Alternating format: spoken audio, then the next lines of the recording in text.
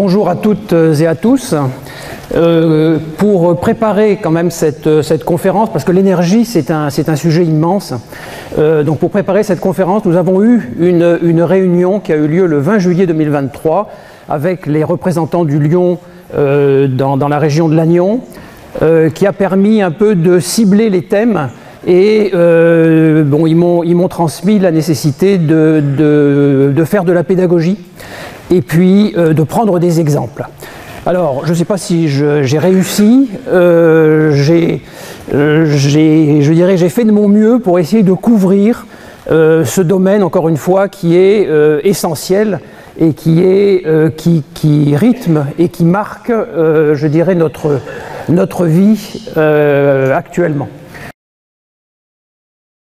Voilà, alors ne soyez pas étonnés, ça c'est le plan. Alors comme c'est extrêmement difficile de faire une chronologie, comme c'est extrêmement difficile également d'établir des priorités, eh bien je suis parti d'un plan de métro, avec des lignes, avec des stations et avec des carrefours. Donc on va commencer par les définitions, les ordres de grandeur, quelques unités fondamentales qui permettront de comprendre la suite.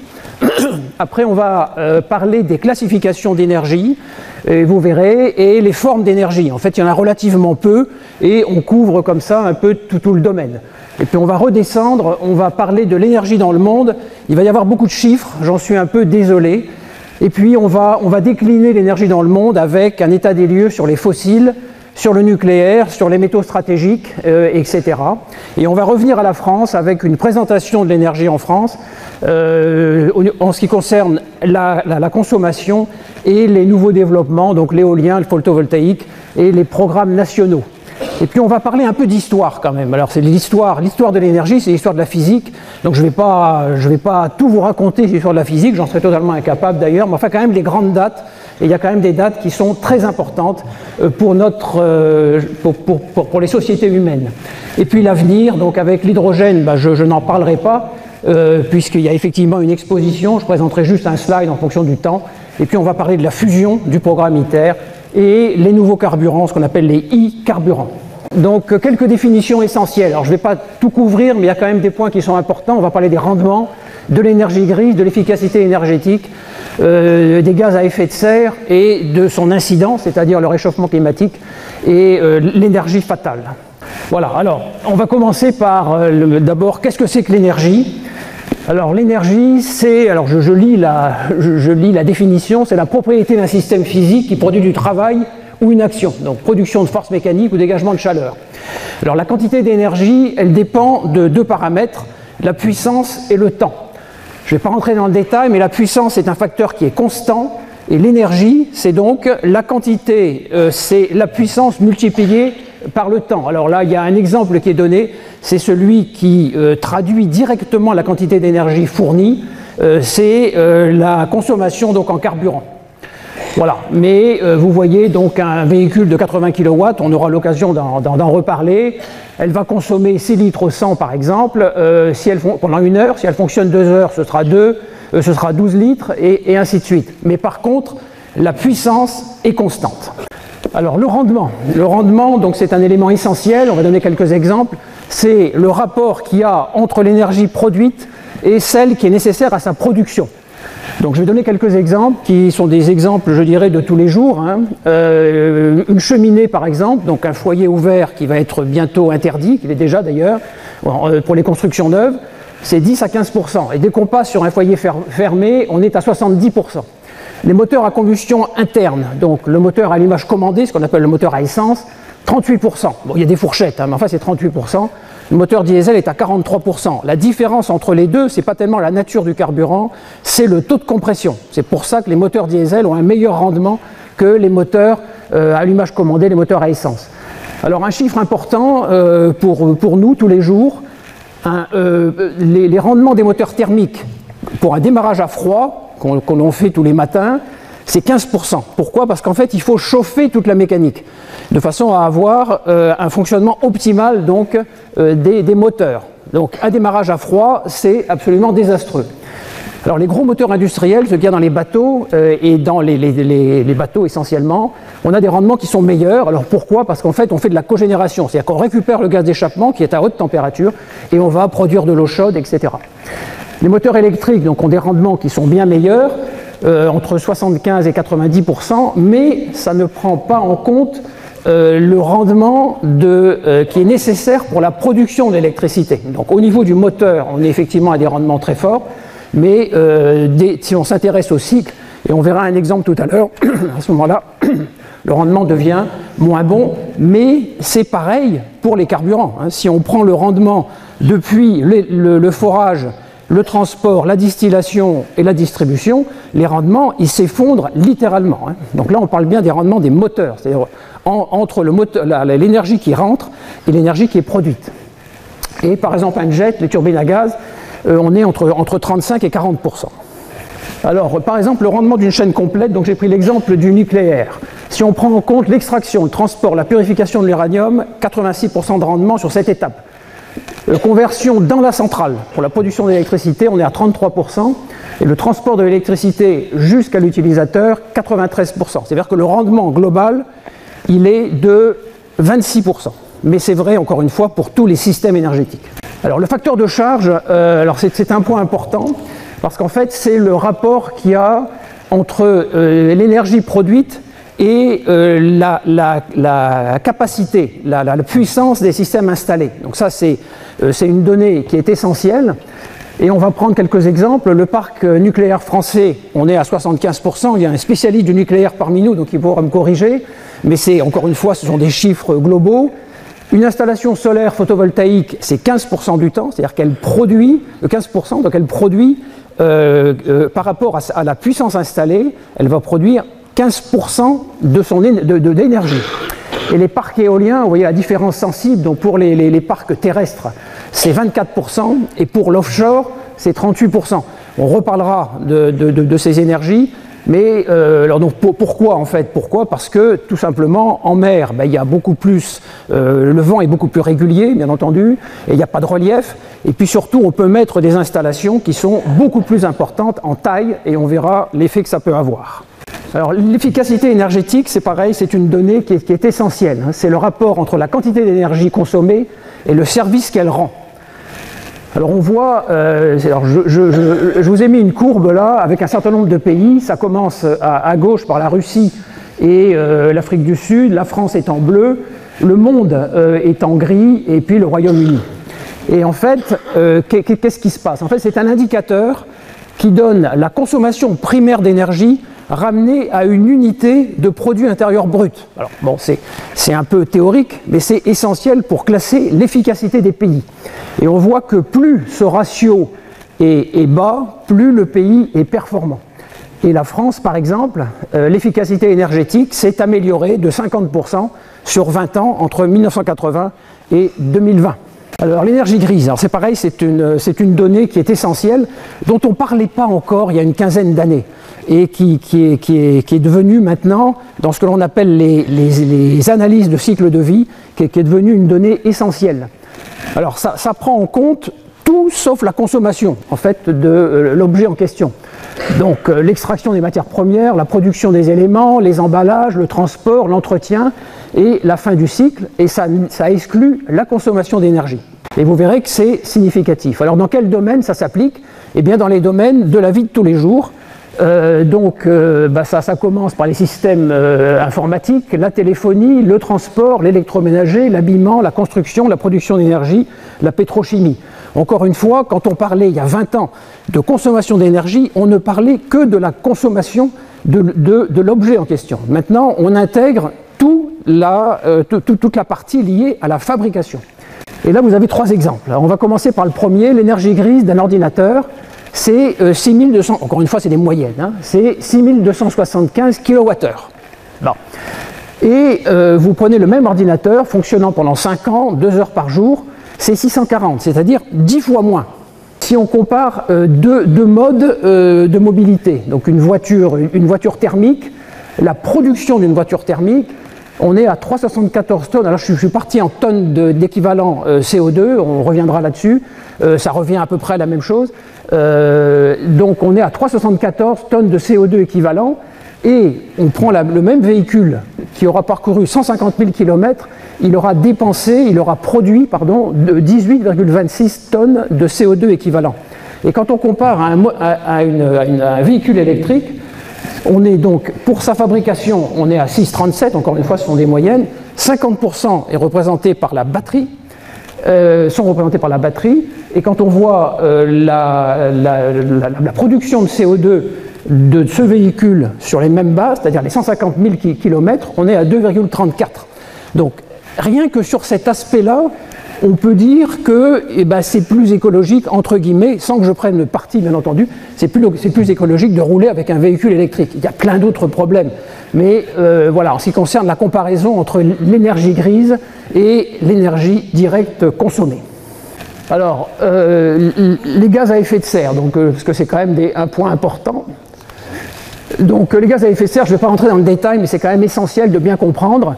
Donc c'est vital. On n'aurait pas de gaz à effet de serre, la vie sur Terre ne serait pas possible, on serait à moins 18 degrés. Donc c'est un phénomène essentiel. Ça permet d'avoir une température moyenne à la surface du globe qui est de 15 degrés. Donc je ne rentre pas dans les détails encore une fois, mais enfin il y a les rayons du soleil, 50% seulement arrivent à la surface de la Terre. Et sur ces 50%, il y a une grande partie, il y a une partie qui retourne dans l'espace, qui est environ 5%, et 95% sont retenus dans l'atmosphère. Par l'atmosphère, c'est ce que l'on appelle l'effet de serre. Alors, l'activité humaine, alors il faut savoir que les nuages, la vapeur d'eau, c'est un gaz à effet de serre, très important, bien entendu, c'est le plus important, mais il est naturel. Là, on va parler de l'importance de l'effet de serre qui est rajouté par les activités anthropiques. Donc, on a des définitions, il y a 7 gaz, je ne vais pas tous les citer, mais enfin le CO2, le méthane, etc. Et un point important, le CO2 par exemple, il possède une durée de vie de 100 ans dans l'atmosphère. C'est-à-dire celui qu'on émet aujourd'hui, il n'aura disparu qu'en 2124. Donc c'est une donnée importante. L'impact de ces gaz sur le réchauffement climatique, il repose en fait sur 2 facteurs, le volume, les quantités émises, et ce qu'on appelle le PRG. C'est pareil, c'est une notion à avoir en tête, c'est le pouvoir de réchauffement global. Et donc il est rapporté, quel que soit le gaz, du méthane ou autre, il est rapporté donc à la même masse de CO2, c'est ce qui permet de les comparer.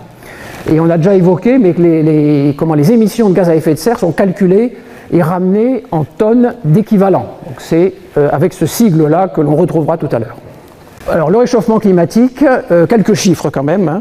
L'élévation de température moyenne mondiale depuis, alors c'est la période de référence universelle, entre 1850 et 1900, parce que ça se mesure, c'est pas d'une année sur l'autre, ça se mesure sur un grand nombre d'années, d'où la difficulté.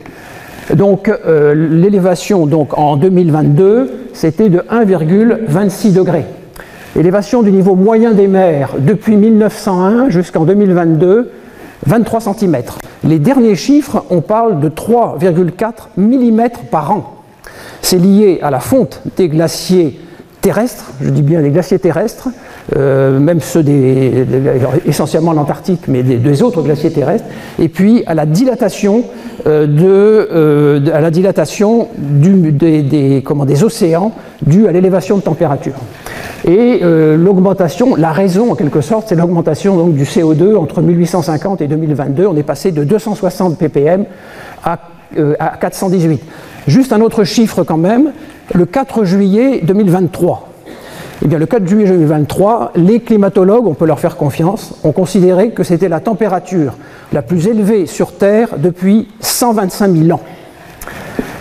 Voilà, je ne veux pas vous faire peur, on va revenir à l'énergie, mais justement l'énergie, elle est là. La répartition des émissions de CO2, donc c'est le cercle au milieu, 75% des gaz à effet de serre sont produits par la production d'énergie. Dedans, 16% par les transports et 24% par l'industrie. Donc l'agriculture, ça représente 18,4 et l'industrie 5,2 si je reviens non pas à l'énergie, mais je dirais l'impact global. Et le 6e rapport du GIEC, c'est vraiment le dernier slide où je vais vous faire peur. Dans les conditions actuelles, les objectifs des accords de Paris, donc 1,5 degré à 2 en 2100, ne sont plus tenables. Et pour rester dans la trajectoire de 1,5, les émissions de gaz à effet de serre devront être réduites de 42%. Et si on veut être à 2 degrés, c'est moins 28%. Donc c'est absolument considérable. Et ça, c'est en 2030. Je reviens donc au plan du métro.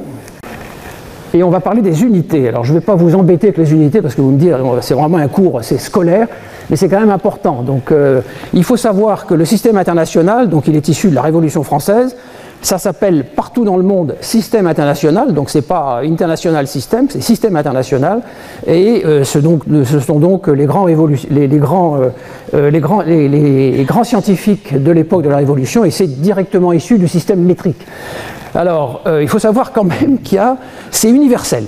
Il y a 3 pays qui n'ont pas adopté le système métrique. C'est les États-Unis, et ça leur pose beaucoup de problèmes. On l'a vu sur un incident majeur qui est arrivé sur la planète Mars, où il y avait eu un problème de conversion dans les mesures entre les pouces et les centimètres. Le Libéria et la Malaisie. Voilà, je ne sais pas pourquoi, ils ne sont pas rentrés dans le système, mais même les Britanniques sont dans le système international. Alors, l'unité fondamentale, je ne vais pas vous embêter encore une fois, en fait c'est le joule, c'est 1 newton qui est déplacé par 1 mètre. Le problème du joule, on l'utilise peu, parce que c'est une unité qui est extrêmement petite. Alors par contre, on se sert, alors la calorie, bon on s'en sert, mais ce qui est important c'est le watt. Donc le watt c'est 1 joule par seconde, ça va servir pour la suite de la présentation. Et donc c'est une unité de puissance. Et l'unité d'énergie reliée au joule, c'est donc le watt-heure, c'est 1 watt pendant 1 heure. Et puis on va se servir des multiples. Alors les multiples, vous vous en souvenez hein, bien sûr, mais je les rappelle. Donc le kilo c'est 1000, le méga c'est 1 million, le giga c'est 1 milliard, et on va se servir un peu du téra, c'est 1000 milliards. Donc voilà, une fois qu'on a ça, on pourra suivre sans difficulté le reste de la démonstration. Voilà, là je ne vais pas insister, mais il y a quand même des éléments, des données qui sont très importantes. C'est la tonne d'équivalent pétrole. C'est une unité dont on se sert dans les systèmes énergétiques. C'est surtout une unité qui sert pour les économistes. Le cheval de vapeur, ça fait rire, mais il n'empêche que jusqu'au 31 décembre 1977, cette unité était valable en France. Donc maintenant, bien sûr, elle est complètement abandonnée. Ne pas confondre avec le cheval fiscal, qui lui est lié donc à la transmission, qui est, bon, comme son nom l'indique, fiscale, la transmission et à la cylindrée. Et puis, une donnée importante qui sert malheureusement, c'est la tonne de TNT, donc qui sert pour les militaires. Donc c'est l'énergie libérée par l'explosion d'une tonne de trinitrotoluène. Vous le saviez, alors par exemple, si vous avez vu le film Manhattan, la première explosion nucléaire expérimentale, je ne parlerai pas des autres, elle était à 10, donc ça s'appelait Trinité, la première bombe, c'était on était à 19 000 tonnes de TNT. Bon, maintenant, ça a atteint des pouvoirs absolument gigantesques. Voilà, alors les ordres de grandeur. Donc on m'avait demandé d'insister un petit peu sur les ordres de grandeur. Bon, je vais aller vite quand même. Alors un être humain, c'est pas beaucoup. C'est alors je parle en puissance. L'énergie, on l'avait vu, on dérive directement, hein, puisqu'il suffit de multiplier par le temps, mais c'est beaucoup plus difficile. C'est plus facile de comparer, même si on prend en compte un facteur de charge. Donc un être humain, c'est une lampe. C'est 50 à 150 watts. Alors un cycliste, c'est-à-dire qu'il monte sur une machine, là déjà il arrive à avoir une puissance plus importante, on est entre 400 et 1100 watts. Et un cheval de trait, on ne s'en sert plus beaucoup, c'est à 680. Sur le tableau du milieu, un smartphone éteint, il consomme quand même, puisqu'il garde sa mémoire, on est à 12, alors là on n'est plus en multiple, on est en sous-multiple du watt, on est à 12 milliwatts. Un smartphone en transfert de données par Wi-Fi ou par Bluetooth, on est entre 890 et 1600 milliwatts. Et un flash d'appareil photo, ça a l'air de rien, mais comme c'est en un temps extrêmement rapide, 1 milliseconde, eh bien, 12 joules en 1 milliseconde, eh bien, on développe une puissance qui est de 12 kW. Voilà, et je voudrais juste insister sur le tableau qui est à droite, en bas. Donc ça montre un peu le progrès dès qu'on commence à s'intéresser aux choses. On prend une LED et on compare une LED et une ampoule à incandescence pour un même flux lumineux de 1055 lumens. et on passe de 75 à 12, on divise par 6. On va commencer par les moyens de transport. J'ai trouvé intéressant de comparer. Donc une voiture, on l'a vu, c'est entre 40 et 150 kW. Une voiture à moteur électrique, on est à 100. Un camion semi-remorque, c'est 300 kW. Une locomotive diesel, il n'y en a plus beaucoup, mais il y en a encore. On était, et nous, bon, on est une génération où on a connu la locomotive diesel, on est à 3 MW, donc ça commence à représenter une certaine puissance. Le TGV Atlantique actuel, il est quasiment à 9 MW. Et le Queen Mary, donc j'ai pris un paquebot emblématique puisqu'il a été construit à Saint-Nazaire, c'est 117 MW. Donc il y a vraiment une puissance importante, hein, et on voit les ordres de grandeur. Et là, j'ai trouvé intéressant de mettre les moyens de production électrique. Donc la marée motrice de la Rance, on est tous familiers avec la Rance, c'est du 240 MW installé. Le parc éolien de Saint-Brieuc, donc, qui est entré en service, on est quasiment au double, donc je vous rappelle, hein, c'est 62 éoliennes de 8 MW chacune, on est à 496 MW. Les réacteurs standards du parc électronucléaire français, on est entre 900 et 1450 MW. J'ai juste rajouté l'EPR de Flamanville pour que vous sachiez, on est à 1650, donc c'est encore un peu plus puissant. Alors le barrage le plus puissant de France, c'est le barrage de Grand Maison, on est à 1800 MW, donc supérieur à une tranche nucléaire. Un barrage emblématique, c'est celui du haut barrage d'Assouan, 2100 MW. On est 50%, 30% supérieur à une tranche nucléaire, mais le barrage d'Assouan, c'est un lac de 450 km de long, donc c'est un volume considérable. Donc, vous voyez, c'est intéressant d'avoir ces échelles. Et le barrage des Trois Gorges en Chine, alors là on explose tout, c'est 10 fois plus, on est à 22 500 MW. Et enfin, le solaire. Alors à la surface de la Terre, en Europe, à midi, en été et sans nuages, on est à 1100 watts par mètre carré. En moyenne, à la surface de la Terre, on est à 340. Et la puissance totale, là on renonce à calculer, et la puissance totale qui atteint la surface de la Terre, c'est 1,74, 11 zéros derrière, mégawatts. Alors bien sûr c'est incaptable, hein, tout ça, mais il faut savoir que la quantité annuelle d'énergie solaire qui atteint la surface de la Terre, donc ce 1,74 10 puissance 11, ça représente 2 fois l'énergie des ressources fossiles qui a été consommée depuis l'origine de l'humanité. Alors, quelques mots d'histoire quand même. La première révolution industrielle, elle commence en 1800, où on a progressivement le remplacement progressif du bois par le charbon. Donc en 1799, l'invention de la pile électrique, 1800, industrialisation de la machine à vapeur, c'est pas si vieux que ça. Ce qui est fondamental, ce sont les grands physiciens donc, qui ont développé, qui ont théorisé les principes de la thermodynamique, premier et deuxième. Donc c'est entre 1824 et 1850, et c'est grâce à eux que tout a été possible derrière. Première locomotive, donc c'est celle de George Stephenson, c'est en 1830, 1838. C'est quand même, ça fait très très longtemps, c'est la première liaison régulière transatlantique avec un bateau à moteur. Donc c'était le Great Western. Là, on est sur la deuxième révolution industrielle et je vais juste insister sur les points qui ne sont peut-être pas connus. Alors, en particulier, dès qu'on pense industrie pétrolière, on se dit c'est les Américains. Eh bien non, la première raffinerie, c'est-à-dire ceux qui ont eu l'idée, les premiers chimistes, ceux qui ont eu l'idée d'utiliser du pétrole pour faire du raffinage, de la distillation, etc., eh bien, ce sont les Roumains. Et donc dans cette raffinerie qui est emblématique, qui est gigantesque, qui est à Ploiest, et Bucarest est devenue la première ville équipée d'un éclairage public. Encore une fois, ce n'est pas aux États-Unis, c'est bien en France. C'est bien en Europe, pardon, excusez-moi, en Europe. Les premiers forages pétroliers, c'est pareil, on pense au colonel Drac et on pense à Titusville. Non, les premiers forages, c'est-à-dire ceux qui ont eu l'idée d'aller forer. Jusqu'à présent, on se servait du pétrole parce qu'il était affleurant.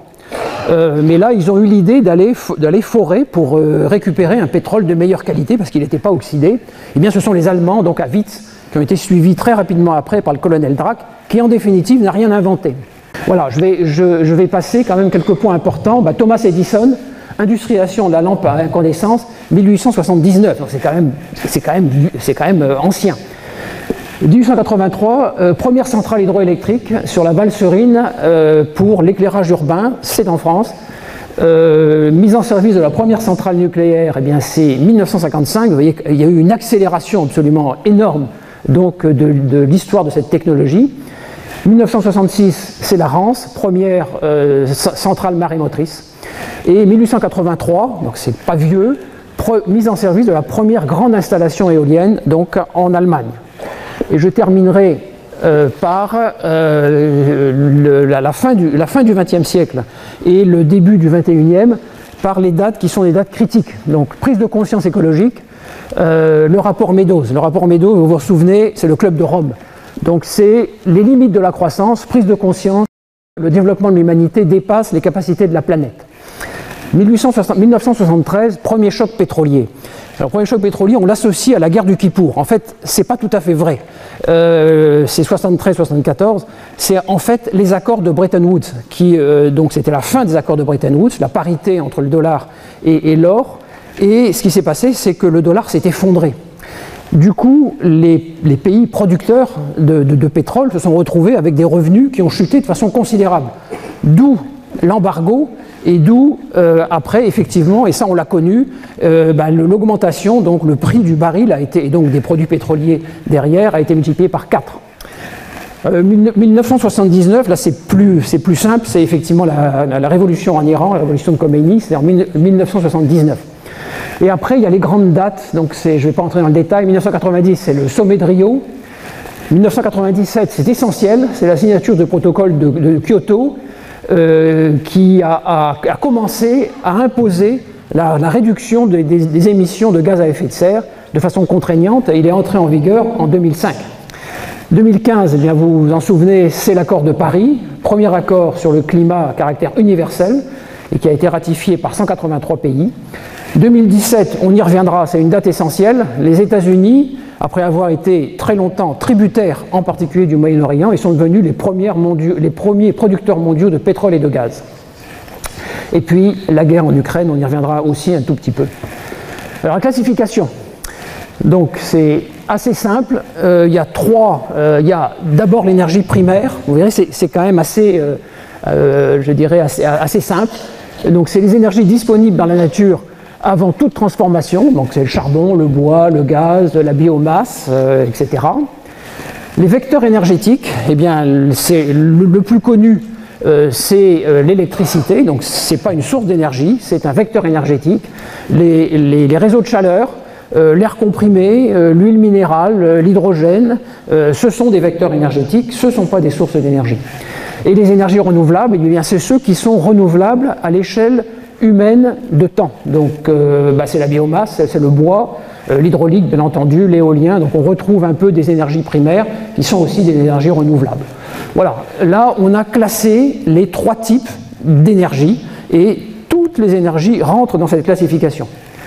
Alors là où ça se complique un tout petit peu, c'est dans les formes d'énergie. Alors je ne vais pas non plus faire un cours de physique, mais il y a d'abord l'énergie mécanique qui se décompose en 2.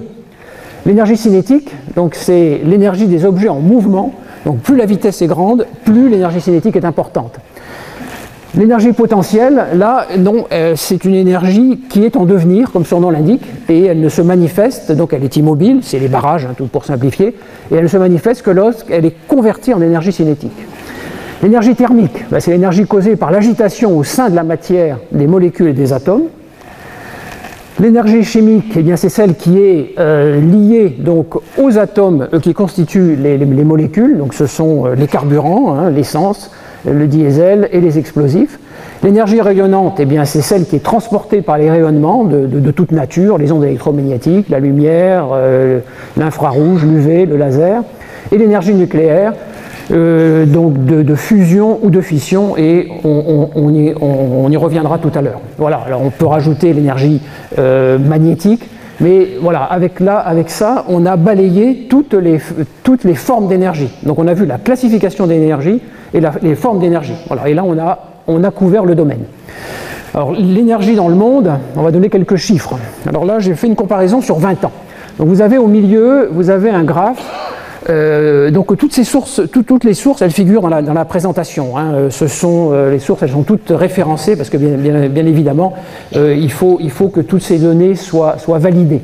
Donc vous avez je dirais, l'évolution entre 1980 et 2020, c'est pratique, ça fait 40 ans, de la consommation en énergie primaire. Et vous avez dans les deux barres graphes en dessous la décomposition qui est un petit peu plus lisible que sur le schéma du dessus, avec les points importants, donc ceux qui sont en gris, donc le charbon, enfin en noir, les produits pétroliers, le gaz naturel, donc vous reconnaissez les couleurs là, et puis en pourcentage ce que ça représente, et vous les avez en chiffres dans le graphe du dessus. Et vous avez le même tableau donc pour l'année 2020. Et on voit que bon, le gaz naturel a pris bien sûr plus d'espace, ça se voit très bien sur le graphe de là-haut. Les produits pétroliers, ils ont été divisés par un nombre assez significatif, par une quantité assez significative. Le charbon, il est quasiment resté stable. Et puis on a vu apparaître, alors l'hydroélectricité, ça a augmenté un tout petit peu. Le nucléaire, il a augmenté de façon très significative, mais en pourcentage, il n'a pas tellement bougé. Et c'est pareil pour les énergies renouvelables. Alors, quelques éléments intéressants. Donc, la consommation mondiale d'énergie a doublé, alors que la population mondiale n'a presque doublé, c'est 1,75, presque 2. Le poids de l'Asie, donc il est passé de 21 à 49, donc il y a toute une réorganisation géostratégique.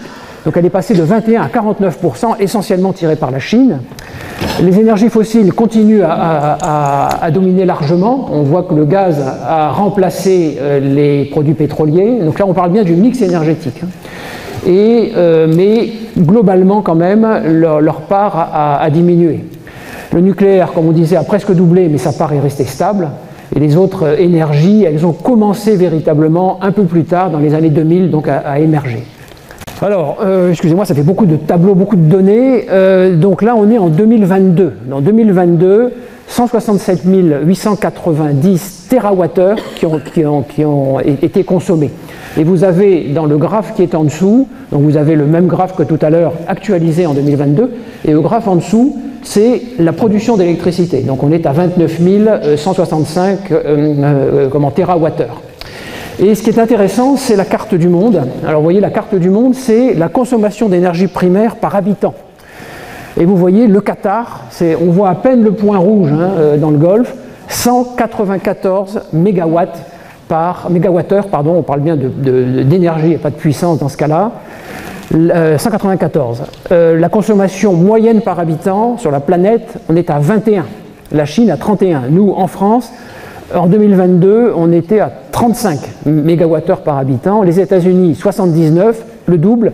Et l'Afrique en moyenne, alors il y a de grandes disparités en Afrique, mais on est à 3,9. Donc vous voyez une très très grande disparité. Alors on va faire un focus sur les fossiles. Vous verrez, c'est assez significatif. Alors on va commencer par le pétrole. Alors pourquoi le pétrole ?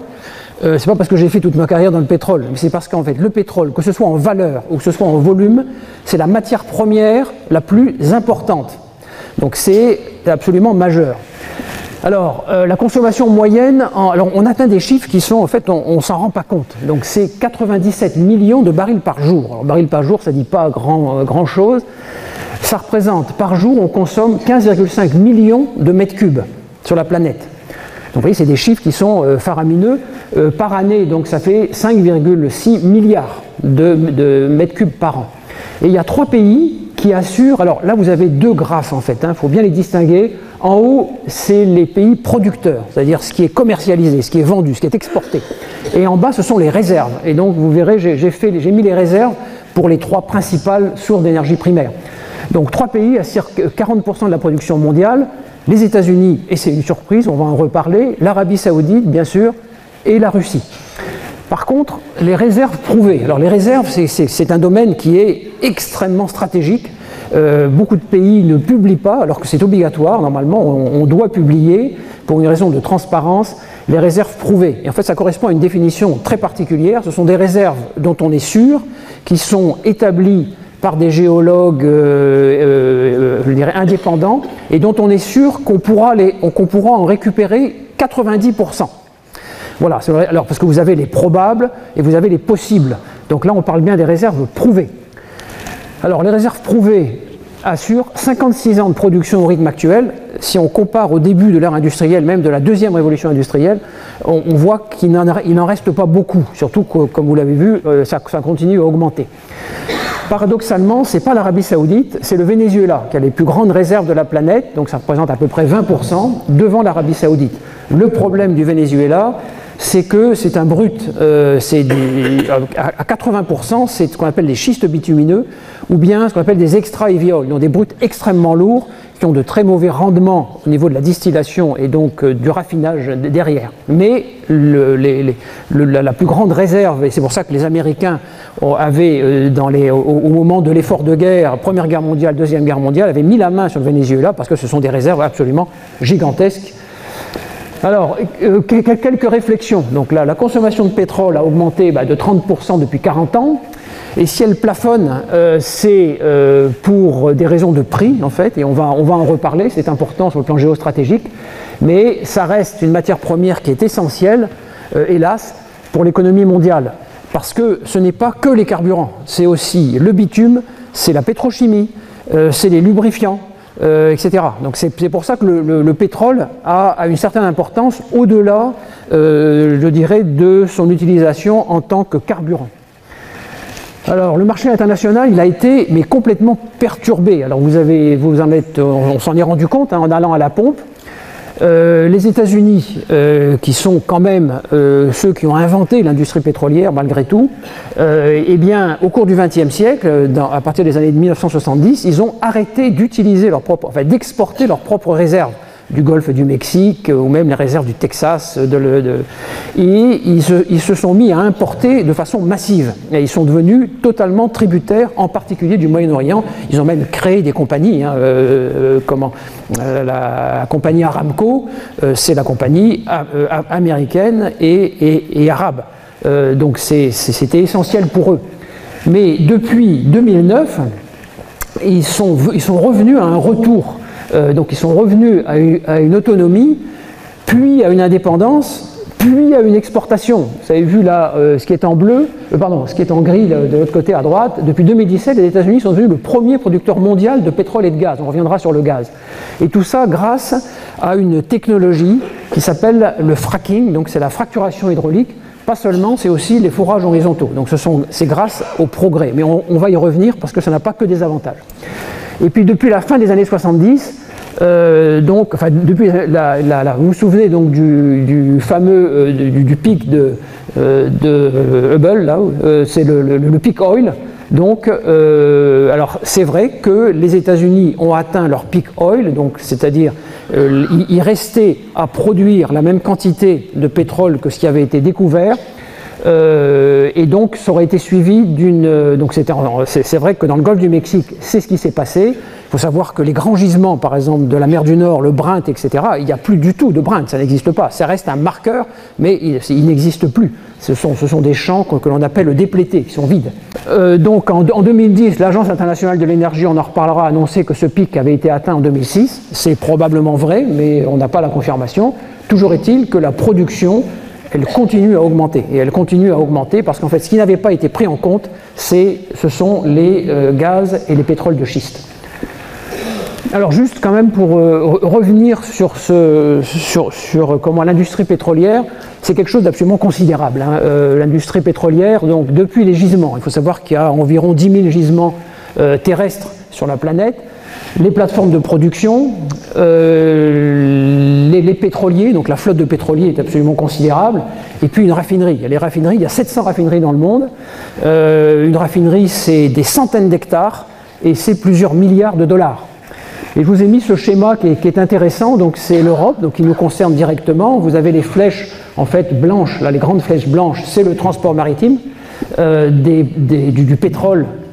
Vous avez les flèches qui sont en marron, là, qui sont plutôt sur la gauche, qui, elles, c'est le transport des méthaniers, donc du gaz liquéfié. Vous avez les réseaux de pipe, alors en vert, ce sont les produits bruts, donc le brut. Et puis vous avez en bleu, donc, les gazoducs. Vous voyez, on est cerné.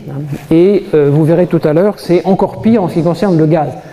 Vous avez donc les ronds rouges, ce sont les complexes pétrochimiques, et les triangles jaunes, si vous arrivez à les voir, ce sont les gros centres de raffinage. Donc en France, juste pour situer, on a 6 raffineries.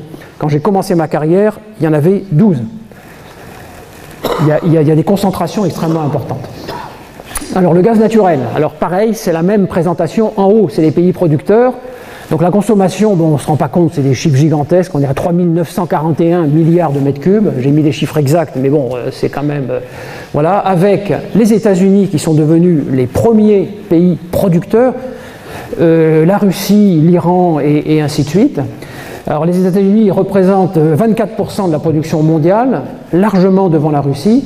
Les réserves prouvées, on avait parlé pour le pétrole de 56 ans, là on est à 54 ans. Et en termes de réserves, le plus grand pays, c'est la Russie, l'Iran et le Qatar. Alors, il faut savoir quand même, cette information, si vous ne l'avez pas, l'Iran et le Qatar, en fait, ils ont les mêmes gisements. C'est le gisement dit de South Pars, qui est dans le Golfe. Et voilà, c'est à celui qui va l'extraire le plus rapidement possible, de façon à ne pas le laisser à l'autre. Donc c'est pour ça qu'en fait, ces deux pays-là ont des réserves qui sont gigantesques, mais ce sont les mêmes gisements. Alors quelques chiffres quand même, qui sont, enfin juste pour expliquer un petit peu, qu'est-ce qui s'est passé là dans les années, en plus c'est vraiment, je dirais, notre actualité. Donc quand la Russie et l'Arabie Saoudite ont cherché à briser l'essor du gaz et du pétrole de schiste des États-Unis en ramenant le prix du baril en dessous du prix de rentabilité de la production du pétrole et du gaz de schiste. C'était, donc on en a profité, c'était l'effondrement du prix du baril. En 2021, avant la guerre, donc Moscou a fourni 40% des importations européennes de gaz. Et puis, en 2022, déclenchement de la guerre, le Brent, donc le marqueur, il est monté à de 40% par rapport à 2021. Et le prix du gaz sur le marché européen, vous vous souvenez, il y avait une espèce de panique, il a augmenté de plus de 130%. Voilà, et alors l'Europe, qu'est-ce qu'on a fait? On s'est tourné vers la Norvège, l'Algérie, l'Azerbaïdjan et les États-Unis. Le problème, c'est que tous ces pays-là, ils étaient déjà en limite de capacité. Les gazoducs, on va en reparler, eh bien, ils étaient saturés. Et donc, les États-Unis se sont placés comme fournisseurs donc, de gaz naturel liquéfié, et on va y revenir. Alors, voilà, cette slide montre... Alors, je vais commencer par le schéma du milieu, si vous n'êtes pas trop familier. Donc, il y a deux façons de transporter le gaz. Soit c'est sous pression dans des pipes, mais avec des connexions qui sont des connexions fixes, avec toute la fragilité que ça peut avoir sur le plan géopolitique, ou bien le gaz naturel liquéfié. Alors on prend, en quoi ça consiste en fait, donc il y a des gisements de gaz, on part tout en haut à gauche, on va faire du traitement, c'est-à-dire qu'on va enlever l'eau, on va enlever le soufre, etc. On va mettre en batterie des unités de liquéfaction, et on va faire plonger le gaz naturel à moins 163 degrés. Donc c'est ce qu'on appelle du gaz cryogénique. Et on va le charger dans des bateaux et on va le transporter. Et on va arriver donc sur les terminaux de déchargement. Il y en a 3 en France, il y en a un au Havre qui a été endommagé récemment, il y en a un à Fos-sur-Mer et il y en a un à Dunkerque. Et il y en a un autre en construction d'ailleurs au Havre. Mais ce n'est pas fini. Donc on va décharger toujours à moins 163 degrés, on va le mettre dans des réservoirs très particuliers qui sont des réservoirs cryogéniques et on va regazéifier. Donc vous voyez le schéma qui est un schéma extrêmement capitalistique et aussi en termes de consommation, de pertes, etc. Et puis ça va être remis dans les réseaux de transport. Donc là, vous avez le premier terminal de liquéfaction, en fait, a été construit par les Français, c'est à Arzeux, il est très ancien. Vous voyez le gigantisme de ces installations, c'est à l'ouest de l'Algérie. Et un méthanier, donc on est assez familier. Et on voit les réseaux de pipe. Vous voyez, là, c'est un maillage qui est absolument considérable. Et je vous ai mis quelques chiffres. Là, en France, GRT Gaz gère plus de 32 000 km de gazoducs, avec 26 stations de compression. Alors, on ne s'en rend pas compte, il y a des réseaux un peu partout, 32 000 km, c'est quand même assez considérable. Et dans le monde, le gaz circule dans plus d'1 million de kilomètres de gazoducs. Vous voyez, c'est très important. Et je vous ai mis quelques prix là. Le coût d'un méthanier, donc je reviens donc au GNL, c'est environ 200 millions d'euros. Et le coût moyen de construction d'un gazoduc, on avait parlé du South Stream, on a parlé du North Stream, etc., c'est, alors en plus quand c'est sous-marin c'est encore pire, hein, c'est pour 1000 km c'est plusieurs milliards d'euros et ça crée des liaisons fixes entre les pays, évidemment on en devient complètement tributaire. Et là-haut vous avez, alors c'est intéressant, en fait le gaz est stocké dans des réservoirs souterrains. Alors soit ce sont ce qu'on appelle des aquifères, soit ce sont des cavités salines qui sont faites à propos, soit ce sont des champs qui sont déplétés, hein, et en fait le gaz, ça occupe, quand il est sous forme gaz, il occupe un tel volume qu'il ne peut être stocké que de façon souterraine. Alors les gens ne le savent pas toujours, mais il y a des réserves absolument gigantesques, en particulier dans la région parisienne, plutôt dans les bassins sédimentaires bien sûr, donc de gaz, et qui nous assurent notre sécurité. Quand on parle des réservoirs, on est à 80%, vous vous souvenez, pour assurer le passage de l'hiver 2022-2023, on parle de ces stockages-là, bien entendu. Le gaz, il est instockable, autrement ça prendrait une place en surface absolument gigantesque. Voilà, alors quelques mots sur le gaz et le pétrole de schiste, on en a parlé. Alors c'est ce qu'on appelle des pétroles et du gaz non conventionnels. Je ne vais pas trop m'étendre, mais enfin, très rapidement, le pétrole, c'est un fossile, donc il date de 60-70 millions d'années. Il a été produit dans les bassins sédimentaires et ce sont donc des micro-organismes qui se sont déposés au fur et à mesure et ils ont été mis dans des conditions très particulières de pression et de température, pas énormes, hein, on est à 100 degrés pour le pétrole, 150 degrés pour le gaz naturel, c'est la même origine, pétrole et gaz, le gaz c'est du pétrole très raffiné naturellement. Et puis ils sont bloqués par ce qu'on appelle un géosynclinal, là, par un dôme, et ils sont bloqués. Donc là, voilà, on va le fourrer, on va le chercher, etc. Et le pétrole de schiste, c'est la même chose en fait, sauf qu'il n'a pas migré sous la pression de l'eau ou d'autres, et il est resté dans le schiste, qu'on appelle les shales en anglais, donc dans des grès, et il est comme ça. Donc jusqu'à présent, on n'avait pas eu l'idée ni les technologies pour aller l'exploiter. Alors, les Américains ont osé le faire. Donc vous avez en bas, vous voyez ce que ça représente, hein, là c'est vraiment le fracking avec beaucoup d'inconvénients. Alors le principal inconvénient, eh bien c'est ça se fait pas comme ça. Les gisements, c'est pas des gisements d'ailleurs, il faut se déplacer progressivement pour aller récupérer le maximum de pétrole et de gaz de schiste. Donc on utilise, vous voyez, dans certaines recettes confidentielles. Il y a 29 produits, des biocides, des lubrifiants, etc. Donc des risques sur les nappes phréatiques et sur la santé des gens. Ça nécessite une consommation importante de matières premières, donc 9 mm3 d'eau et des quantités de sable, provoque des microséismes et provoque des fuites importantes de méthane. Et vous avez complètement à droite ce que ça représente en surface. Donc vous voyez, c'est des installations qui sont très importantes, et puis une fois qu'il n'y a plus, qu'on ne peut plus les exploiter, qu'on ne peut plus exploiter les gisements entre guillemets, eh bien il faut déplacer tout ça. Donc pourquoi ça ne se développe pas en Europe? D'abord parce qu'il y a une législation, mais c'est surtout le prix du foncier. Il y a énormément de place aux États-Unis et ce n'est pas du tout le même code minier. Par contre, en France, on n'a pas la surface, tout simplement, et le code minier, il est beaucoup plus contraignant.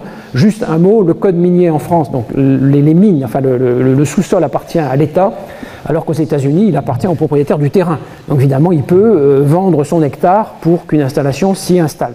Donc je pense qu'on va être préservé de cette technologie, mais c'est un jugement très, très personnel, d'autres ne sont pas fatalement d'accord. Donc je sors un peu de la neutralité.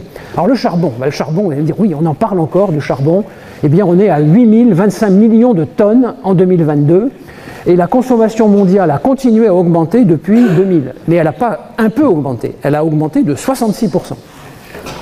Donc la Chine compte pour plus de la moitié de la consommation mondiale et la production électrique chinoise, elle capte à elle seule, donc c'est quand même des chiffres qui font peur, un tiers du charbon qui est utilisé dans le monde. Donc ils ont des grosses centrales, on a vu, hydrauliques et autres, mais il n'empêche que ce sont des consommations extrêmement importantes de charbon. Les réserves prouvées, donc là elles sont beaucoup plus importantes, 139 ans de production au rythme actuel. Et là, vous avez le terminal, ce n'est pas une image très réjouissante, le terminal charbonnier de Lianyugang en Chine. C'est gigantesque. Hein. Alors, je ne vais pas trop insister sur l'analyse, on n'a pas trop le temps, mais le principal point, c'est alerte dans le cadre de la lutte contre le réchauffement climatique. Le charbon à lui seul, il représente 40% des émissions de gaz à effet de serre. Mais on ne peut pas se débarrasser complètement du charbon. Si on peut s'en débarrasser pour la production d'énergie, Par contre, dans un certain nombre de processus, en particulier à la métallurgie, le charbon est encore utile, mais on entend des déclarations là, qui sont plutôt intéressantes d'ArcelorMittal et autres, disant qu'ils sont en train d'essayer de convertir leur four donc avec de l'hydrogène de façon à réduire l'empreinte carbone. Voilà, le focus sur le nucléaire. Donc dans le monde, 250 centrales en service, ça représente 439 réacteurs qui sont opérationnels et 57 qui sont en cours de construction. Alors vous voyez, la France est bien placée, donc on est juste derrière les États-Unis. Là vous avez les principaux pays et vous avez le code couleur en gris en construction, en orange à l'arrêt et en service en bleu. Donc je ne vais pas rentrer dans le détail, mais enfin c'est la réaction de fission. On va tout à l'heure parler de la réaction de fusion. Je pense que vous la connaissez, sinon je pourrais répondre tout à l'heure. Alors ça représente quand même 9,2% de l'électricité qui est produite dans le monde, et les réserves de prouvé d'uranium, avec les mêmes, je dirais, critères, c'est entre 90 et 140 ans de production. Et puis on va, là, si on fait de la surgénération, il y a beaucoup de technologies, etc. Donc là, les réserves, elles sont considérables. Alors, en France, on est équipé, donc, comme on l'a vu, avec 56 réacteurs qui fonctionnent toutes sur ce qu'on appelle le PWR. Donc c'est les centrales à eau pressurisée, donc avec l'enceinte de confinement, le réacteur, l'évaporateur, l'eau chaude, la vapeur d'eau rentre dans un, je ne sais pas si je peux, oui, ici, donc dans un turbo. Ça va entraîner donc un alternateur et on va produire de l'électricité, et puis la vapeur elle est condensée, elle rentre dans un condenseur et on va rentrer dans ces énormes, alors soit c'est du maritime, hein, à ce moment là évidemment c'est refroidi par un circuit d'eau de mer, soit ce sont ces aéroréfrigérants que l'on voit un petit peu partout et qui est, alors c'est pas du tout de la pollution, c'est de la vapeur d'eau, hein, tout simplement pour refroidir l'eau qui va re-rentrer dans le circuit avec circuit primaire, circuit secondaire, en fait tout ça est sécurisé. Donc vous avez probablement entendu parler donc, de ce qu'on appelle les nouveaux développements. Il faut savoir qu'il y a beaucoup de sociétés qui s'y intéressent, c'est ce qu'on appelle les SMR, les Small Modular Reactors, qui sont 10 fois moins puissants que les réacteurs conventionnels, qui seront fabriqués en série, alors pas seulement pour la production d'électricité, mais aussi le chauffage et l'industrie. Donc il y a beaucoup de projets, hein, plus de 80 projets en cours dans pas mal de pays. Et donc les premiers modèles sont attendus pour 2030. Le gros problème, c'est la dissémination. Hein. Donc il n'est pas évident que ça puisse se développer comme ça sans une législation extrêmement contraignante.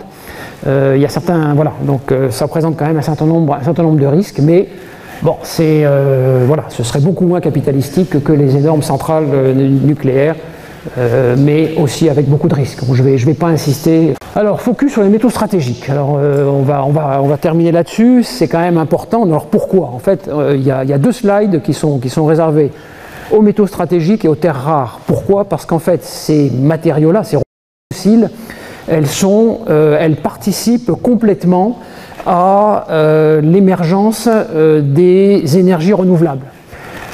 Alors, je ne vais pas toutes les citer, mais enfin, il y en a 50 donc, qui sont dans le tableau de Mendeleïev, qui sont considérés comme indispensables pour la transition énergétique et l'industrie du numérique.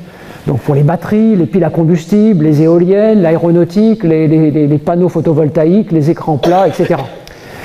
Le problème, c'est pas comme le charbon ou le pétrole. Le problème, c'est qu'ils sont complémentaires. C'est-à-dire qu'en fait, on a besoin, pour faire des batteries, par exemple, de cobalt, de manganèse, de molybdène, etc. Donc c'est pas un matériau, c'est pas un métal, c'est plusieurs métaux.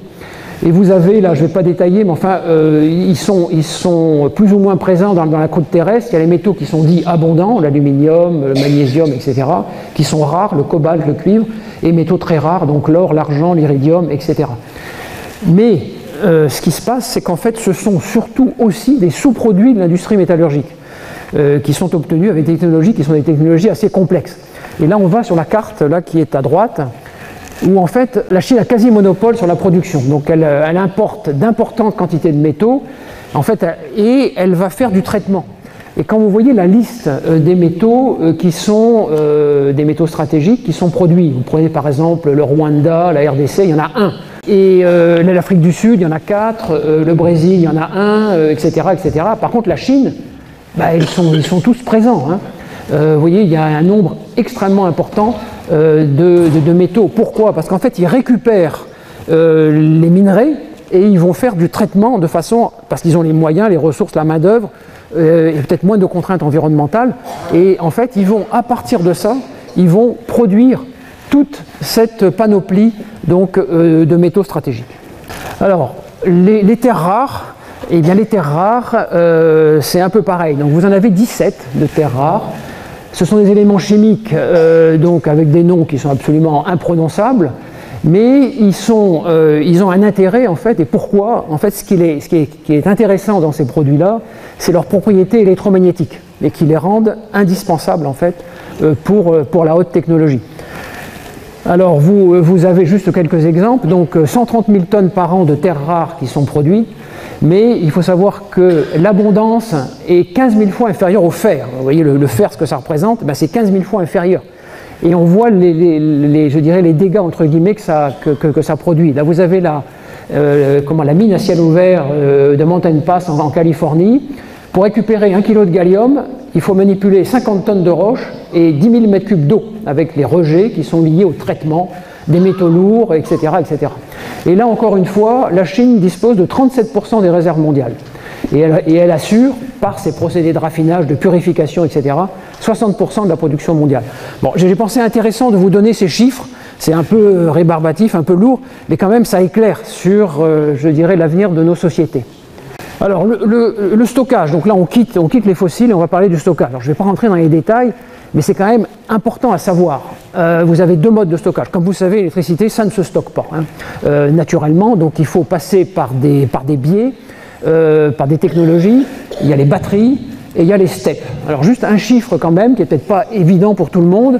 En 2018, 97% des capacités de stockage dans le monde étaient sous forme de steppes. Alors qu'est-ce que c'est qu'une steppe? En fait, ce sont des barrages qui fonctionnent à l'envers. On va, quand on n'a pas besoin, quand on n'a pas de consommation en énergie électrique, eh bien on va repomper dans un bassin inférieur l'eau et on va la remonter pour fournir de l'énergie potentielle. Et puis, eh bien, quand on a besoin d'électricité, alors là c'est un gros avantage, c'est que c'est une électricité qui est disponible instantanément, hein, enfin instantanément, en très peu de temps, on ouvre les vannes et on va donc restituer l'énergie. Et puis bon, de l'autre côté, alors là on est beaucoup plus familier parce qu'évidemment les steppes on s'en rend pas compte, c'est loin, etc.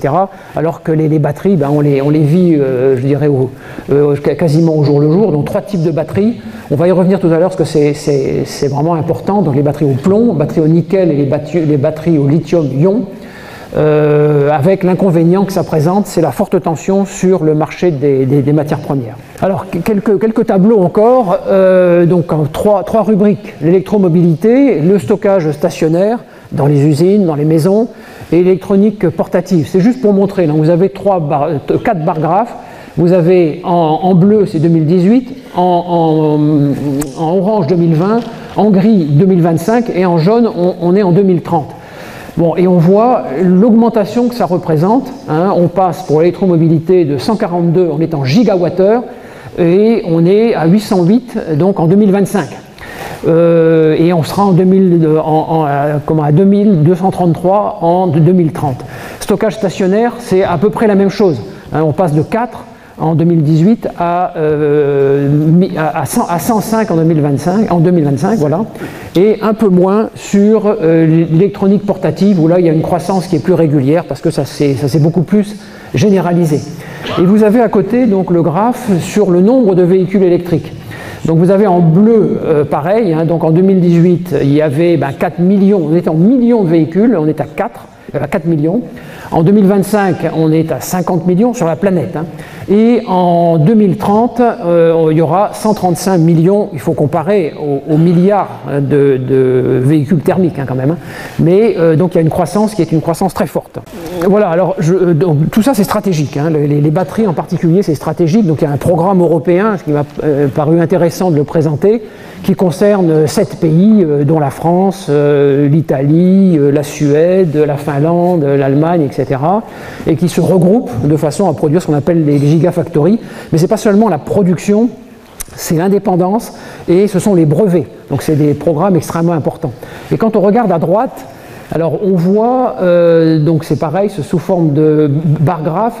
On a deux critères. On a ce qu'on appelle la densité d'énergie, donc c'est exprimé donc en watts-heure par litre. Tout à fait en bas, donc on était donc à 230 watts-heure par litre, et là on est toujours sur la technologie lithium-ion. Avec une autonomie, ça représentait une autonomie de 190 km.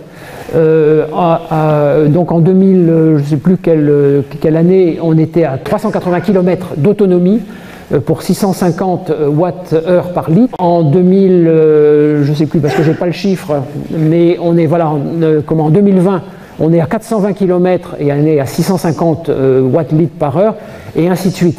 Et quand on aura, donc on est maintenant, là on est en 2025, donc c'est demain, 500 km d'autonomie. Encore une fois, ce sont des moyennes, hein, mais ça représente quand même les progrès qui sont faits, toute la recherche qui est mise sur ces technologies.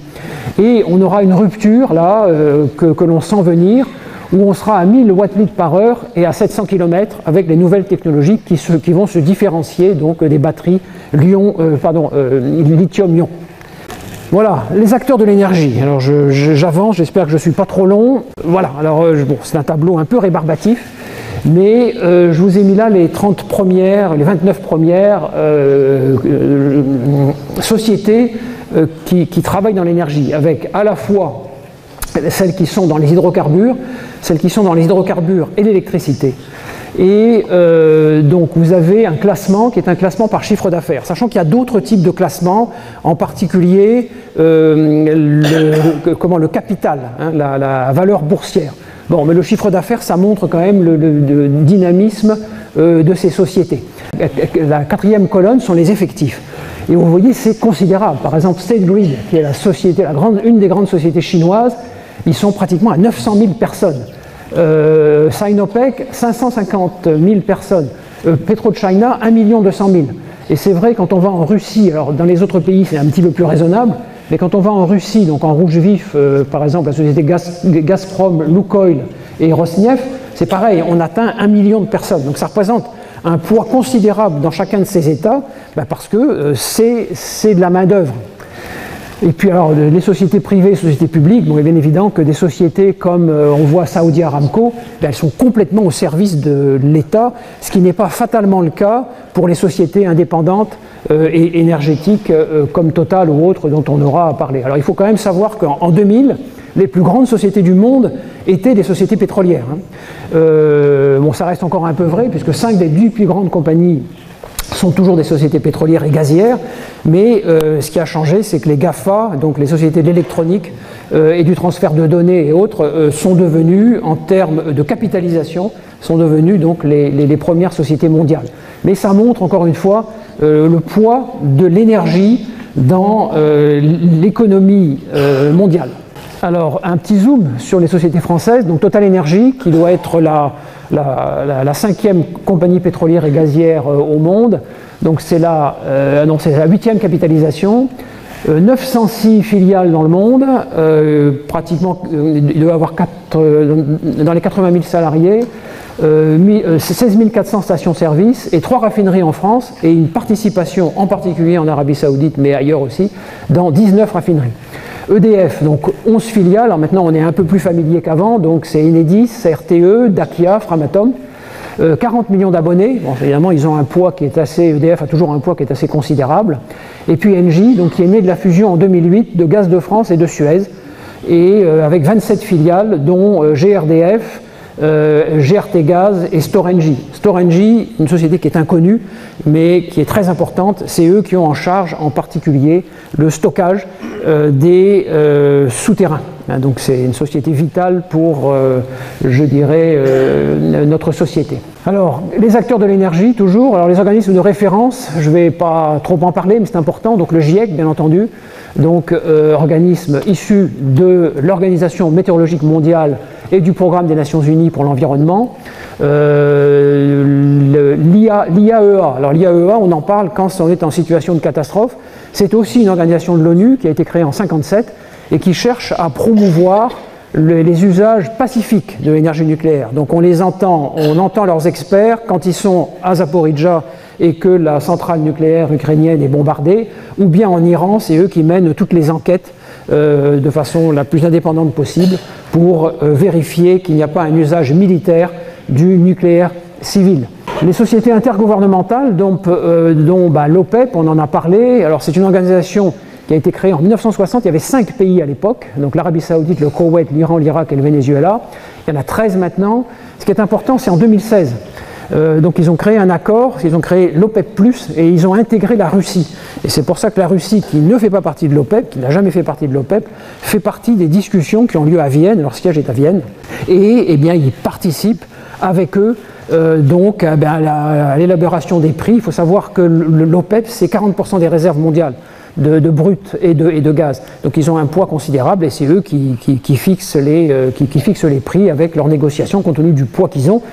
Bon, ce qui ne fait pas toujours plaisir même aux autres membres de l'OPEP qui, eux, voudraient vendre à des prix inférieurs parce qu'ils ont besoin de liquidités. Et puis l'IAE, donc l'Agence internationale de l'énergie, alors c'est une agence autonome importante qui a été créée par l'OCDE, qui a été fondée en 1974 en réaction après le premier choc pétrolier. Donc il y a 31 États membres, ce sont les pays de l'OCDE. Ils ont 2 rôles importants. D'abord, ce sont des experts qui sont reconnus. Beaucoup de données, d'ailleurs, de cette présentation viennent de leur rapport qu'on appelle le WEO, le World Energy Outlook. Et ils font beaucoup de rapports qui sont regardés, même au-delà, bien entendu, des pays de l'OCDE. Mais ils ont aussi une chose, ils ont une action qui est essentielle, c'est la gestion coordonnée des réserves stratégiques de pétrole. Alors je ne vais pas rentrer dans le détail, mais c'est extrêmement important de dire qu'ils coordonnent leurs efforts pour qu'en cas de rupture, comme ça s'est passé il y a quelque temps, eh bien, donc ils s'assurent que chacun des pays avait des réserves, aussi bien en gaz naturel qu'en pétrole et en produits pétroliers. Donc ça fait partie de leur mission. Autre point important, le siège est à Paris. C'est essentiellement des économistes, hein, mais pas seulement. Et là, vous avez donc les 2 organismes qui sont nationaux, donc le CRE, la Commission de régulation de l'énergie. Encore une fois, c'est une autorité administrative française qui a été créée en 2000 et qui veille au bon, et c'était nécessaire avec la libéralisation, etc., qui veille au bon fonctionnement du marché de l'énergie et qui arbitre les différends. Et puis l'ADEME, créée en 1991, donc c'est un EPIC, un établissement public industriel et commercial, et qui participe à la construction des politiques nationales et locales pour les économies d'énergie. Et donc une société qui était à l'origine essentiellement à Paris, et maintenant ils ont 29 implantations donc, dans toutes les régions. Voilà, alors l'énergie en France. Bon, la même présentation, vous avez l'évolution de la consommation d'énergie primaire, donc entre 1990 et puis 2022, avec les différents codes couleurs, l'hydraulique, le charbon, le gaz naturel, etc. Et en bas, vous avez 3 graphes. Voilà, donc là, on voit bien. Alors là, vous avez la répartition de la consommation d'énergie primaire, donc entre le nucléaire, je parle bien là on va revenir sur l'électricité. Là, c'est vraiment le pool d'énergie primaire dans le mix énergétique. Donc le nucléaire, le pétrole, le gaz naturel, etc. Et là, j'ai fait un zoom sur les énergies renouvelables, parce que c'est important et c'est un peu contre-intuitif. En fait, on se rend compte que ce n'est pas l'hydraulique dans le pool énergétique qui est le plus important, c'est 1,8%. Et la partie la plus importante, c'est la biomasse, donc c'est le bois de chauffage. Et on est à 4,7%. Donc encore une fois, c'est un peu contre-intuitif, donc c'est pour ça que ça m'a semblé intéressant de vous montrer ce schéma. Et si on peut aller encore un petit peu plus à droite, là c'est la consommation d'énergie finale par secteur. Donc le transport, c'est 33%, le résidentiel, 30%, le tertiaire, etc. Donc, vous voyez, c'est le transport, la partie lourde, ce sont les camions qui traversent la France, etc. Ce n'est pas toujours l'industrie ou les véhicules français. Voilà, donc le charbon, les chiffres les plus importants, donc charbon et pétrole, ils ont fortement reculé, le gaz naturel, il a augmenté de façon très significative, et les énergies renouvelables, donc, ont doublé. Et malgré, alors on voit, en fait, on a eu un maximum qui était en 2005, et on voit que, bon, bon an, mal an, on a réduit un peu notre consommation d'énergie, mais par contre, le mix, il a complètement changé, et on a quand même réduit, mais ça, ce sont les efforts liés à l'efficacité énergétique, on a quand même réduit notre consommation d'énergie, malgré l'augmentation de la population. c'est lié à deux choses, l'efficacité énergétique, mais aussi autre chose qui est quand même très importante, c'est la réduction de l'activité industrielle sur le sol français. Donc ce n'est pas que positif. Voilà, alors la production d'électricité, donc un focus sur la production d'électricité. Alors là, vous voyez qu'on explose, on est passé de 1980, en 1980, on était à 245 terawatts, et on est maintenant à 550 terawatts. Donc avec, là, bien entendu, la part du lion, c'est le nucléaire, 72%. Le thermique, donc là on voit bien les différentes composantes, le thermique, l'éolien, qui a commencé véritablement à se développer dans les années 2000, comme vous disiez tout à l'heure. Je voulais juste vous montrer les centrales au gaz naturel. Donc vous avez deux cartes en fait. À gauche, les centrales au gaz naturel. Donc on a 16 centrales au gaz naturel. Elles sont importantes, elles ne fonctionnent pas en permanence, mais c'est ce qu'on appelle le peak shaving. C'est-à-dire qu'en fait, quand on a besoin, on a vu qu'il y avait les steppes, mais quand on a besoin de produire de l'électricité parce que il est 20 heures, en plein hiver, il fait froid, etc. On a besoin de produire de l'électricité rapidement. Eh bien, on a ces centrales. Donc vous voyez, elles sont localisées, elles sont très performantes, un cycle combiné, etc. Et il ne nous reste plus qu'une centrale, donc au charbon, c'est la centrale de Cordemais, mais qui fonctionne extrêmement rarement. Et là, vous avez donc les 56 réacteurs divisés en 28 centrales, si je ne me trompe pas, 56 réacteurs, voilà. Et donc vous avez leur localisation et puis leur puissance. Bon, je vais pas rentrer dans le détail, mais vous voyez que c'est très important et ça représente 72% de notre production d'électricité. Alors l'éolien. L'éolien, donc les parcs éoliens français donc, qui sont raccordés, là c'est des dates qui sont extrêmement récentes, on n'est qu'à 23,5 gigawatts. Alors vous avez le tableau qui est en dessous, donc le nombre d'installations c'est considérable, 2381 en terrestre et en offshore, en maritime, on est à 8. Et celles qui viennent d'être raccordées, il y en a en terrestre 22 et en offshore 15. Les projets en cours, donc on est à 15, mettons, dont la grande majorité donc en terrestre. On a l'impression qu'on a fini de construire des éoliennes terrestres. Eh bien non, c'est pas complètement vrai.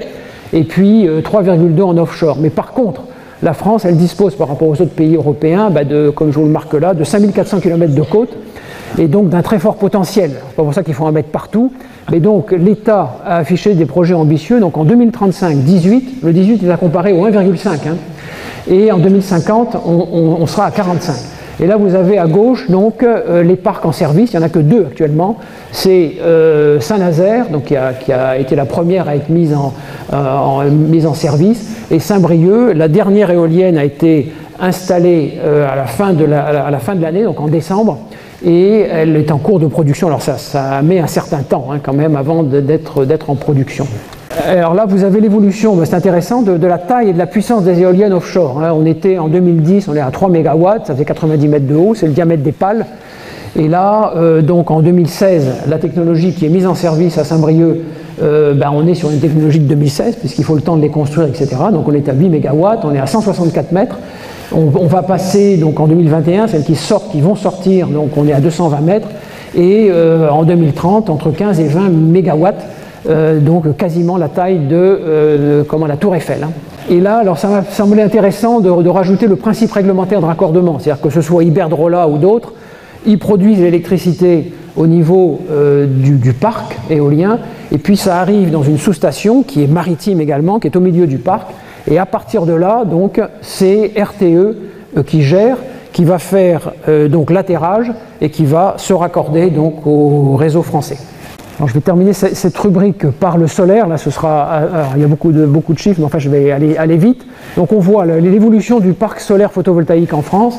Donc, c'était 0 dans les années 2000, et on est maintenant, on est à 12 000 mégawatts. Ici, et puis il y a des projets qui sont issus donc du PPE, on va en reparler, on serait à 20 000 en 2023 et on serait donc à 35 000 donc en 2028. Donc il y a quand même des projets importants, on va quasiment doubler, voire tripler donc en 2028. L'énergie solaire, c'est 3 filières, la concentration, il n'y en a quasiment pas, le thermique, c'est très faible, et c'est surtout le photovoltaïque. Alors je ne vais pas tout vous distinguer, mais quand même en haut, Donc en 2022, la France était au 4e rang des producteurs européens d'électricité, au 12e rang mondial, donc c'est quand même pas si mal, et au 16e rang européen en termes de puissance installée par habitant.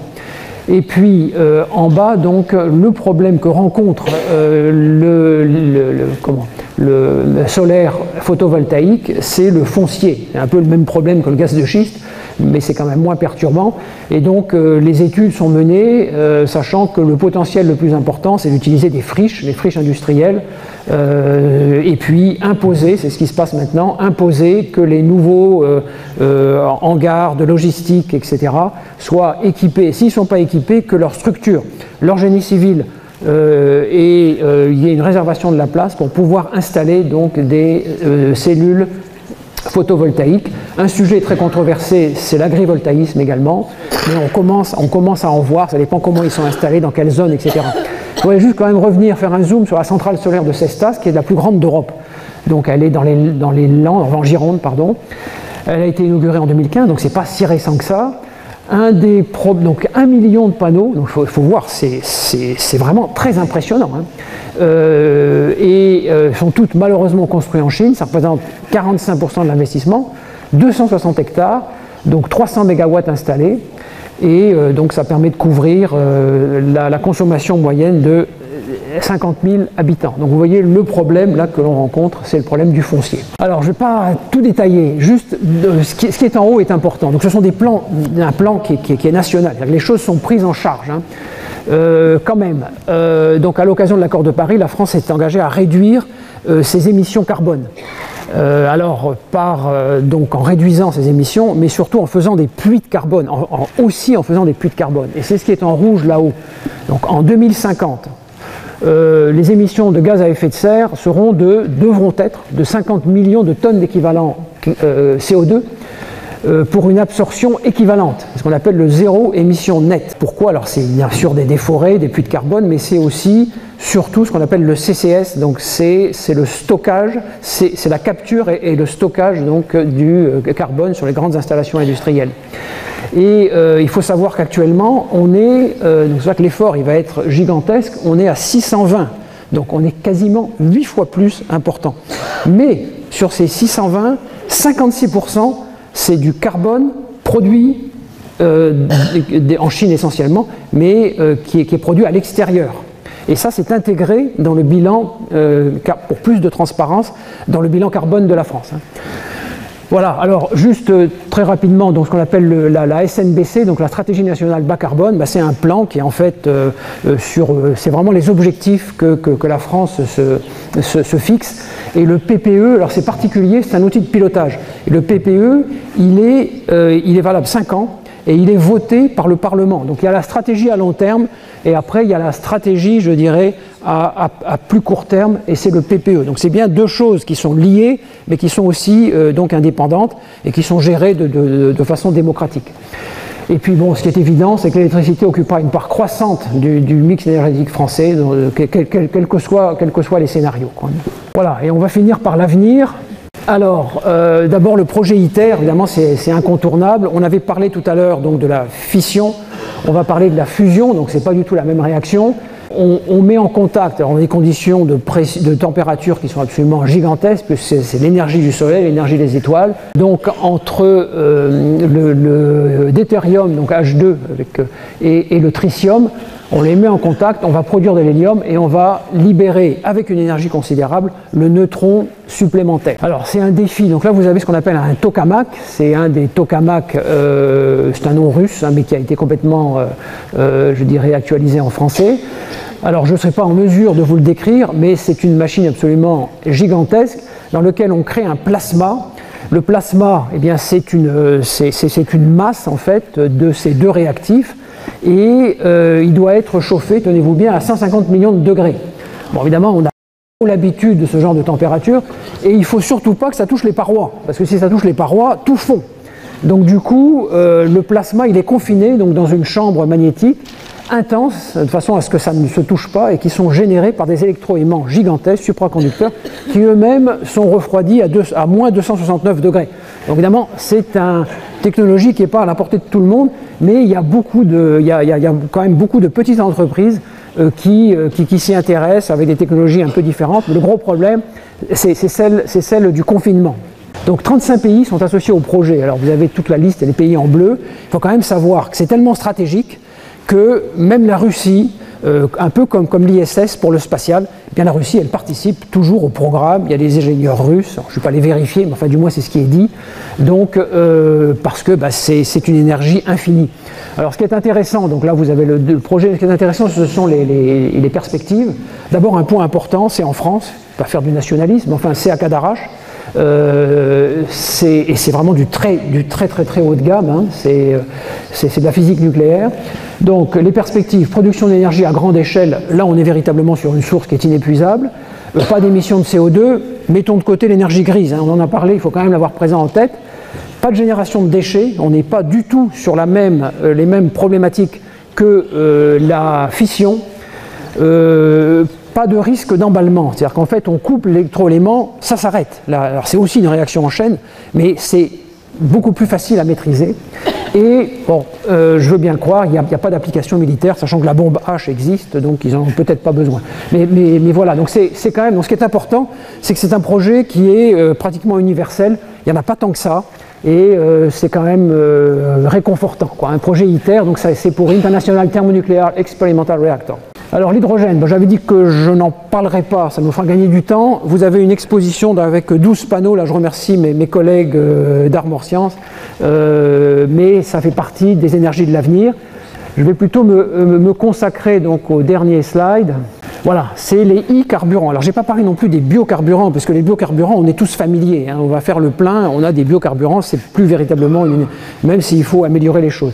Par contre, les e-carburants, c'est assez nouveau. Alors, c'est pour ça que ça m'a paru important donc, de les présenter. Donc, c'est pour décarboner le transport et l'industrie sans entrer en compétition avec les produits alimentaires et les terres agricoles. Alors, qu'est-ce que c'est en fait? Ce sont des carburants de synthèse ou électrocarburants. Bon, pourquoi? Parce qu'ils sont produits à partir d'énergie renouvelable uniquement. Après, vous faites une électrolyse de l'eau, vous produisez de l'hydrogène et vous allez soit utiliser de l'azote atmosphérique obtenu par distillation, soit du CO2 obtenu par captation. Et vous allez faire ce qu'on appelle une réaction de méthanation. Alors ce n'est pas la méthanisation, ça n'a rien à voir, c'est une réaction chimique qui s'appelle la méthanation. Et cette réaction, en fait, c'est la combinaison entre cet hydrogène issu donc, des énergies renouvelables et le monoxyde de carbone et le dioxyde de carbone. Et en fait, cette réaction, elle va permettre de produire du méthanol, du méthane, même de façon plus large du pétrole de synthèse, qu'on appelle le e-crude, et on va définir derrière tout ce qui sort d'une raffinerie, du diesel, du kérosène, de l'essence, etc. Ça veut dire que pour le transport, en particulier les avions, etc., donc on aura une source décarbonée puisqu'on va utiliser le CO2 et que l'énergie nécessaire à cette réaction de méthanation, elle sera produite avec l'électrolyse de l'eau à partir donc d'énergie renouvelable. Alors c'est le dernier pavé là avec le bateau, donc la mobilité lourde, ça représente 25% des émissions, donc le transport aérien et le transport maritime. L'électricité, bon, ça va s'imposer pour les véhicules légers, mais ça commence à être un peu compliqué pour le transport, alors je mets de côté l'hydrogène.